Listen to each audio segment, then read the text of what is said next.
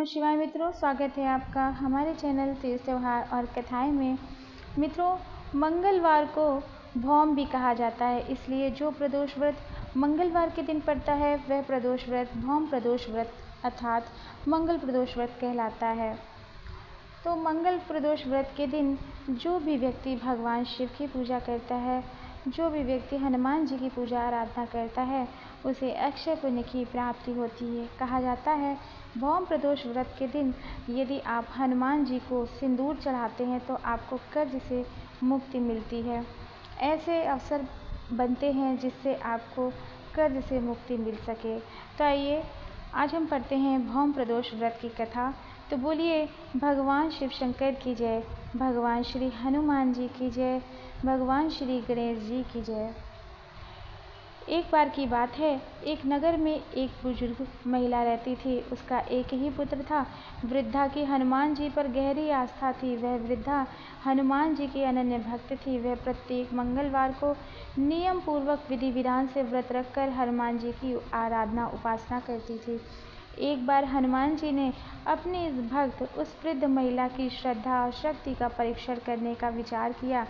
ऐसा सोचकर हनुमान जी साधु का वेश धारण करके वृद्धा के आंगन में पहुँचे और पुकारने लगे, है कोई हनुमान भक्त जो हमारी इच्छा पूर्ण कर सके, है कोई हनुमान भक्त जो हमारी इच्छा पूर्ण कर सके।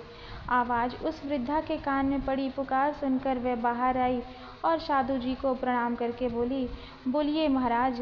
हनुमान वेशधारी साधु बोले, मैं भूखा हूँ, भोजन करूँगा, मैं स्वयं ही भोजन बनाऊँगा, इसलिए तुम थोड़ी सी जमीन मिट्टी से लीप दो।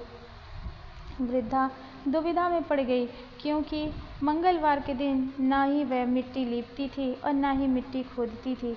अब तो वह असमंजस में पड़ गई, इसलिए हाथ जोड़कर बोली, महाराज साधु, लीपने और मिट्टी खोदने के अलावा आप कोई भी आज्ञा कहें, मैं अवश्य पूर्ण करूँगी।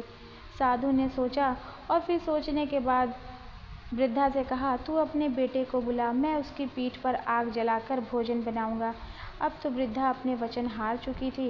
यह सुनकर वह वृद्धा घबरा गई, क्योंकि उसको एक ही पुत्र था जिसका नाम मंगलिया था। अब वह घबरा गई, प्रतिज्ञाबद्ध थी कि वह अब साधु को वचन देकर कैसे मुकर जाए। अंततः उसने अपने पुत्र मंगलिया को बुलाकर साधु को सौंप दिया। वेशधारी साधु हनुमान जी ने वृद्धा के हाथों से ही उसके पुत्र के पेट के बल लिटवाया और उसकी पीठ पर आग जलवाई। आग जलाकर दुखी मन से वृद्धा अपने घर के अंदर चली गई। इधर भोजन बनाकर साधु ने वृद्धा महिला को बुलाकर आवाज़ दी और उसको कहा, भोजन बन गया है, तुम और तुम्हारे पुत्र भी आ जाओ और साथ में भोजन कर लो। इतना सुनना था कि वृद्धा बोली, हे साधु महाराज, उसका नाम लेकर मुझे और कष्ट ना दें, वह उसी पर तो आपने भोजन बनाया है।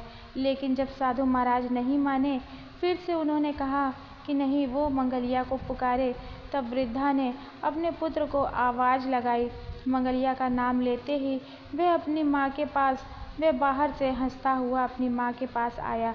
अपने पुत्र को जीवित देखकर वृद्धा को बड़ा आश्चर्य हुआ और इसे समझते देर न लगी कि वह साधु वेशधारी और कोई नहीं, श्री हनुमान जी ही हैं।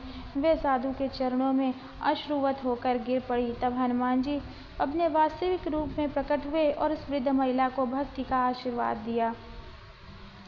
तो जिस प्रकार से भगवान श्री हनुमान जी, भगवान श्री शिवधारी हनुमान जी उस वृद्धा को अपना आशीर्वाद दिया, आप सभी पर अपना आशीर्वाद दें। तो इस प्रकार भौम प्रदोष व्रत की यह कथा समाप्त होती है। बोलिए बजरंग बली की जय, महादेव की जय, भगवान श्री गणेश की जय।